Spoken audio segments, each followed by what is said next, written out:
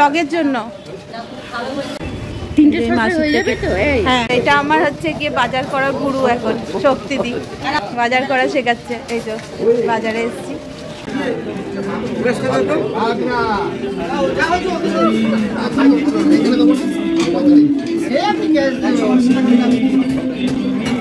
কত করে ইলিশ? 900। প্রথম ইলিশ ভিডিও করছে, রিলস বানাবো। এই যে কটা হলো গো? হ্যাঁ হ্যাঁ হ্যাঁ। A few moments later. রিঙ্কুদি আবারও কামাই করেছে, তাই আমাদের অগত্যা রান্নাঘরে ঢুকতে হচ্ছে। আর আমার রান্নাঘরে ঢোকা মানে মাও আমার সাথে রান্নাঘরে হেল্প করবে ঢুকে। আর বাবা একটু রেগে আছে, যেহেতু আমাদের কাজগুলো করে নিতে হচ্ছে, এত কিছু সমস্যার মধ্যে থাকা সত্ত্বেও কাজগুলো করতে হয় আমাদের।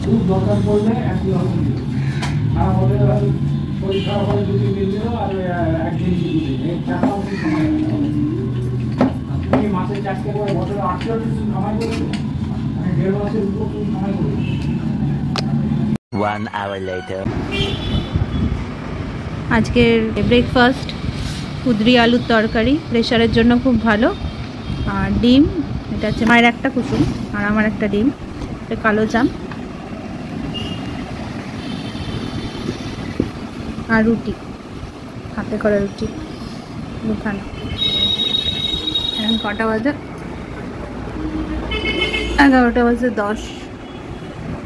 খেয়ে নিই।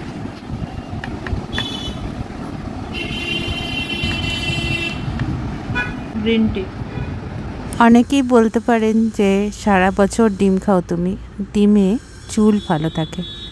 A few moments later. আজকে বাজার করলাম কুলেখাড়া, আর এটা হচ্ছে যে কলমি শাক, বরবটি, কচু,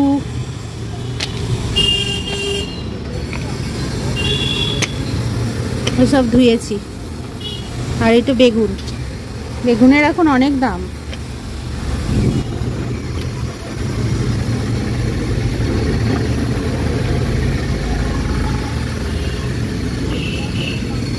আর আমলকি, আর পেয়ারা, আর কাঁচা হলুদ, আর এই জামের বিচিগুলো শুকাতে দিয়েছি।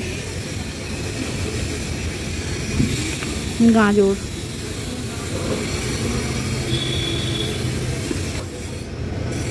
রোজই বাজার করছি প্রায়। ও আরেকটা দিনের বাজার করেছি, দেখাচ্ছি।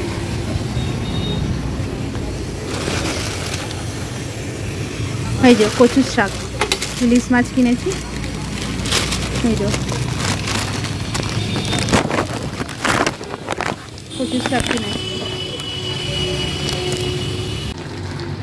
যে কচুর শাক সেদ্ধ হচ্ছে, একটু হাত চুলকাচ্ছে, তার জন্য এই লেবুটা চিপে দিয়ে দেবো। এখন যে লেবুটা চিপে দিয়ে দিলাম, সেদ্ধ হয়ে এসছে। কচুর শাক সেদ্ধর সময় আমি একটু নুন আর অল্প হলুদ দিয়ে নিই, যাতে ইনফেকশন না হয় কিছুতে। কাঁচা লঙ্কা আর রসুন বেটে নেব।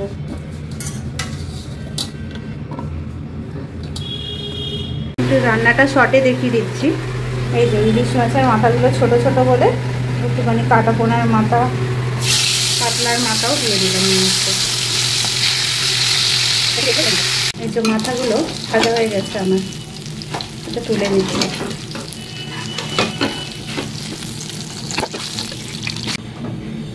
এই তেলের মধ্যে কালো জিরে ফোড়ন দিয়ে নিলাম।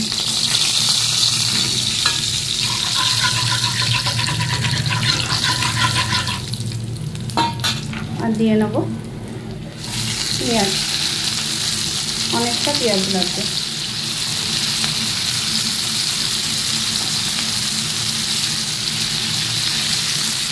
আগে কচুর শাকটা সেদ্ধ করে জল ঝরিয়ে রেখে দিয়েছি এখানে।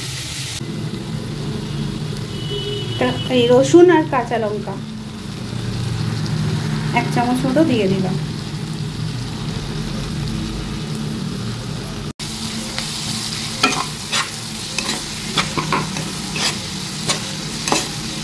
মশলার সাথে একটু ভেজে নেবো ভালো করে।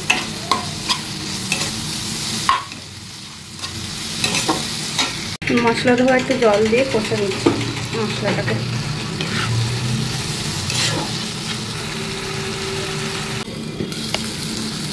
মশলাটা কষা হয়ে গেছে, কচু শাকটা দিয়ে দেবো।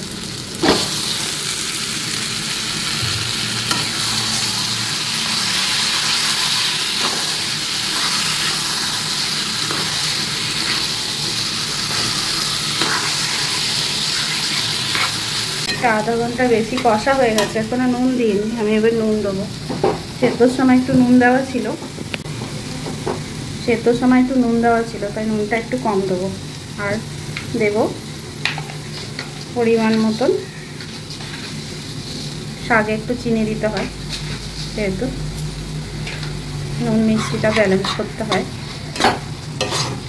এটা একটু কষাতে লাগে, ভালো করে মজাতে লাগে।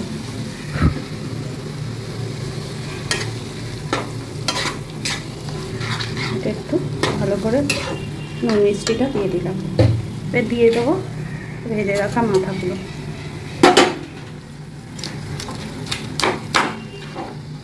দিয়ে দেবো এত কটা কাঁচা লঙ্কা উপর থেকে।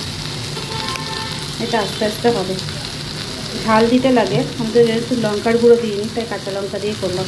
2 hours later. কেমন হচ্ছে, খেয়েছো? হ্যাঁ, কচুর শাক, মায়ের আজকে কচুর শাক, কুঁদরি ভাজা, আর এদের স্যালাড, আর পাতলা করে মাছের ঝোল। এই যে কচুর শাক রান্না করেছি।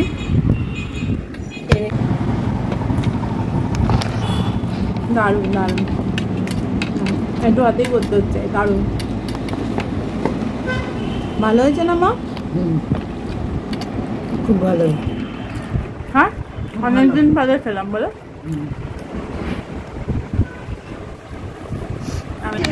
এটা লাস্টে খাবো, কচুর শাকটা হেভি হয়েছে, এটা লাস্টে খাবো, তাই এটা ঘুরিয়ে নিচ্ছি। মাছের ঝোলটা আগে খেয়ে নিই, পাতলা মাছের ঝোল। পরের ব্লগে আমি পাতলা মাছের ঝোলটা শেয়ার করব। হার্ট পেশেন্টের জন্য খুবই ভালো, কম তেল মশলাতে আমি এটা রান্না করেছিলাম। অবশ্যই করে দেখবেন, ভালো লাগবে। আর কচুর শাকটা কেমন হয়েছে অবশ্যই রান্না করে কমেন্ট করে আমাকে জানাবেন। খুব খুব খেতে ভালো হয়, আর গলা মুখ কখনোই চুলকাবে না যদি প্রথমেই লেবুটা দিয়ে দেওয়া হয়। আর ভালো থাকবেন, সুস্থ থাকবেন, সাবধানে থাকবেন। আর আমার ব্লগটা ভালো লাগলে শেয়ার করবেন বন্ধু বান্ধব আর আত্মীয় স্বজনদের মধ্যে। ধন্যবাদ, শুভরাত্রি আজকের মতন।